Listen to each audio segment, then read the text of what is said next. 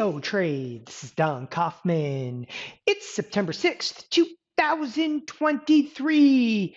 Just minutes to go to the cash close here on this Wednesday afternoon. Once again, sell side activity. And I'll tell you what, you got tech titans teetering as Apple and Nvidia have shifted the markets. Let's actually break down some of the action here inside of not only really the intraday tape, but some aspects that I see that are on the horizon that are a bit troubling in this marketplace. All right, first and foremost, so the S&P futures are down some 33 handles. Look, get a hold of yourself. It's not even a 1% move. We're not even statistically significant to the downside. What is, however, significant, stock like Apple, actually off to the tune of 3.7%. Nvidia, once again, getting smoked. And I say once again because Nvidia has had a few just wild child trading sessions. And again, it speaks volumes, not just for Nvidia, but the order flow could actually shift the entire marketplace. In fact, that is precisely what we're seeing on the screen today. I mean, you look down the list, some of the usual suspects. Of course, everybody looks at the S&P futures like, ooh, look, they're getting hammered a little bit. We'll talk about expected move in just a moment. But then you start looking at, other major sectors. What do you got in terms of sectors? Well, you want to look at energy? Energy right now is what? Massively unchanged, except it has had an absolutely spectacular rally over what? Well, here, take a look. You're now effectively from 3 weeks ago, off the bottom 3 weeks ago, exploding into recent highs. And one aspect that really resonates with me in terms of energy, again, I'm looking at the S&Ps the same way you are. Yeah, they're getting hit a little bit. Okay, and tech is absolutely teetering. Energy, I don't look at right now as being a positive for the S&Ps. Energy can rally all it's want. It just does not matter. You could add up ExxonMobil and Chevron and every other energy services company, okay? And you just laugh at this point in comparison to the magnitude of an Apple, the magnitude of Nvidia, a Tesla. I mean, again, you see a 3 to 4% move in any one of these tech titans, okay? And that market capitalization is just absolutely overbearing. It just doesn't matter what the rest of the market does. Speaking of the rest of the market, take a look at the financials. Also, massively unchanged on the trading session. So no matter how daunting you want to look at this, okay, the only thing that's scary right now is that tech, it really is teetering. However, tech does absolutely hold the key to the future of this marketplace. I always like to bring up the S&Ps and point out, if you look at the year-to-date on the S&Ps, and they're up 17% on a year-to-date basis, okay? What are financials doing? They're actually down slightly on the year, but let's call that massively unchanged. You look at the energy sector is up 8%. Back just a few weeks ago, massively unchanged on the year. It's all, people, all about technology at this point. And I think it is, a little bit, again, scary to see underlyings that are up, like Nvidia, some, 228%, okay, being offered. And again, it's just 1 day of selling. However, I'm going to actually show you something right here, right now that may change your mind a little bit about this. So with tech actually teetering to the downside, one thing I've been watching throughout the course of the day, the options activity. Okay, it's big, it's bold. It has been very, very clear and concise in here.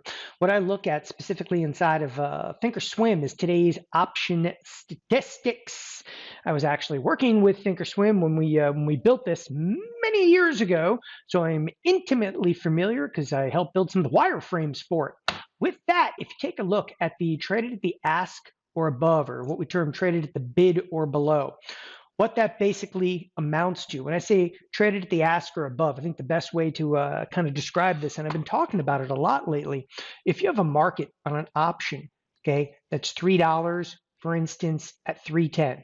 Okay, so it's $3. That would obviously be your bid. Okay, and right here is the 310. That's your offer, or better known as ask. Okay, so when I talk about this, you hit the bid and take the offer. That effectively means, okay, if you're going out there and you're just like, yeah, trade it at the ask or above, you're like, I'll take it. And that's somebody literally just saying, I'll buy it right at 310. Give me all you got at 310. Take a look at the puts, specifically the puts traded at the ask or above. It's an extraordinary number versus the puts traded at the bid or below. And throughout the course of the day, the number of puts trading at the ask or above has been phenomenally large. Okay. On the other side of the equation over here, you have calls. You know what? Look, the calls. Calls are actually trading at the bid or below. Effectively, what we have, people, okay, we have calls being sold and puts being bought. Right there is what you have. It's the makings of a negative gamma squeeze, okay? But that squeeze is actually going to push lower. And the reason that you'd be pushed lower in this particular case, one of the reasons is, look, if you're sitting at home and you buy, okay, puts, when you buy puts, that trade, okay, that you are buying puts is what we term negative delta. That basically means you want the market to go where? You want the market to go down, right? You buy puts. Meanwhile, okay, when you're buying puts, who are you buying them from? You're buying them from the market maker, the MM, the market maker, and the market maker has to sell, okay, puts. The moment they sell puts, it forces the market maker to be positive delta. Do you think the market maker wants to take risk? No, they don't want to take directional risk. So what do? Turn around and sell shares of stock. So when you start seeing things like, hey, a ton of puts being traded at the ask or above, it just screams that people are like, buy puts, which is actually going to force the market makers to be positive delta. They're going to turn around and they're actually going to sell shares of stock. Selling shares of stock, okay, it doesn't matter what you think. It's what you know. What do you know? Selling shares of stock actually drives those stocks lower. We're actually seeing that kind of order flow play out inside of Nvidia. We're also seeing that kind of order flow play out quite extensively inside of none other than Apple.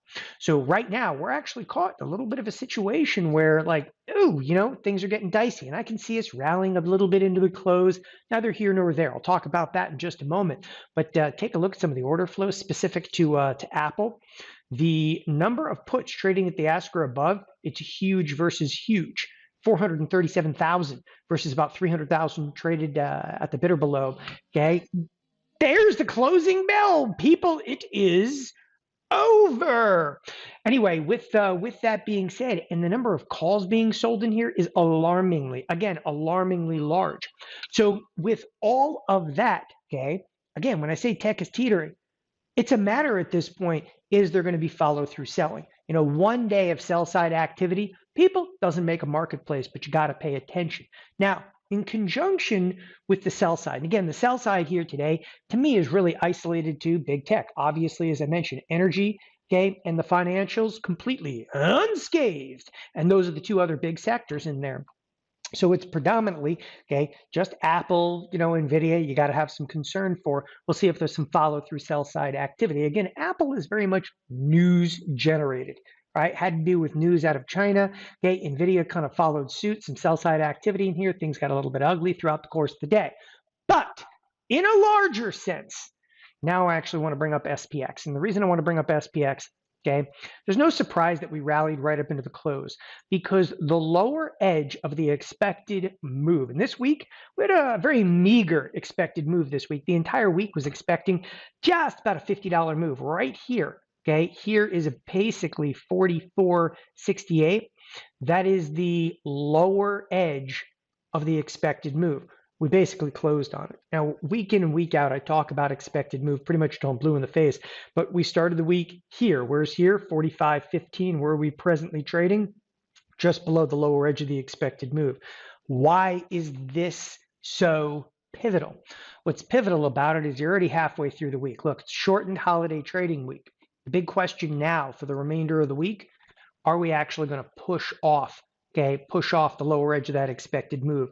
And what that would basically imply is then you can start seeing like 2 sigma moves and so forth.